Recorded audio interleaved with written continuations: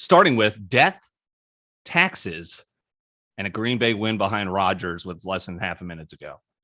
I mean, this guy's incredible. The Mason, I'm hanging on by a thread, hammering the Packers live, and Mason Crosby helped me not have an absolutely awful weekend. NFL in the books again, or rather, we've got the Monday Night Football matchup. I kind of like the Eagles. I think that's the better team tonight and expect it to go under the 51 total as it is a divisional battle. All divisional games this week went under, and it's 7-4 to the under in the 11 divisional games that have been played so far this season. I think there are three teams at the top of the NFL right now. It is the Bucs, the Rams. I know they just played each other. The Rams looked really good, beat the Bucs. We'll see how the Rams look in Tampa Bay, right? I think that's certainly a thing. But those two teams are obviously at the top of their class in the NFC. And then there's the Bills.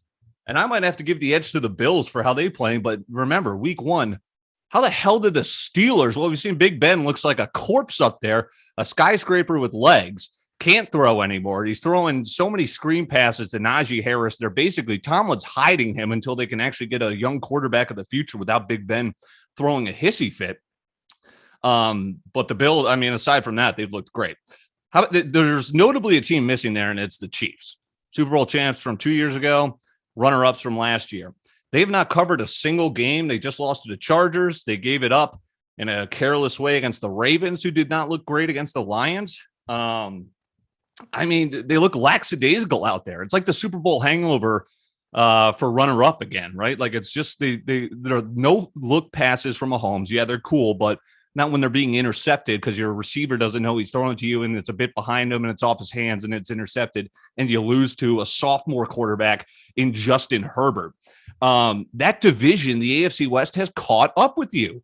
It looked like there wasn't going to be a chance. The Raiders, what are they going to do? Gruden, how's that contract look? Finally, the Chargers are able to get rid of Phillip Rivers and they get the quarterback of the future. And now the Broncos get Teddy Bridgewater, who's just Teddy Two Shoes. All that dude does is win wherever he goes. So the Broncos undefeated, Chargers look good, Raiders look good. They're undefeated. That division has caught up with you. Too many more losses the way. And the way that the Bills look to appear to be on their way to possibly securing home field advantage, it's going to be a tough stretch. It's not just the Chiefs AFC conference to lose. The division might not even be theirs after what we've seen so far 3 weeks into the season. Now, the Bills play the Chiefs in a couple of weeks, so we'll get a good measuring stick game early on. I mentioned the Rams beat the Bucs rather handedly, but so did the Saints last year over the Bucs. And then look what Brady ended up doing with the Bucs, hoisting another Lombardi. The Rams have a couple of divisional games. It begins with the Cardinals this week, fellow undefeated team. We'll get a good look at them and how that looks, and also a stacked division in the NFC West, and the AFC West. How about that? Brady returns to Foxborough on Sunday night. I got invited to go to that game. I passed it up. I've been traveling a bit much lately, and I would have gone if BC was playing at home on Saturday. We'll get to that in a bit, but they're at Clemson, so I'd rather be in the friendly confines here, my house, watch that game Saturday, not be, hoisting out to Logan Airport. And then Foxborough is kind of an interesting place to get to. It's like an hour in the boondocks outside of Boston. I wasn't trying to do all that. I'd rather watch it on TV. So I give the Bills the edge as the top team right now because they have the top defense. Jordan Poyer and the crew. I mean, they've got a great rush up front. Top 10 offense when Josh Allen isn't either fumbling or intercepting, and he's worked on that really well. We saw it make strides last year, and he's continuing those strides this year. 1 interception, 1 fumble. The offense is good, and they have the best special teams unit in the NFL behind the huge leg of Tyler Bass. Tyler Bass. Excellent kicker for those that still do fantasy football with kickers. One of my leagues, a couple of my leagues have them. That's an animal. That's a guy you need on your team. All right. Well, we usually like to make fun of Minnesota sports on this program, and there'll be plenty of that to get to. But the Vikings, credit where credit's due.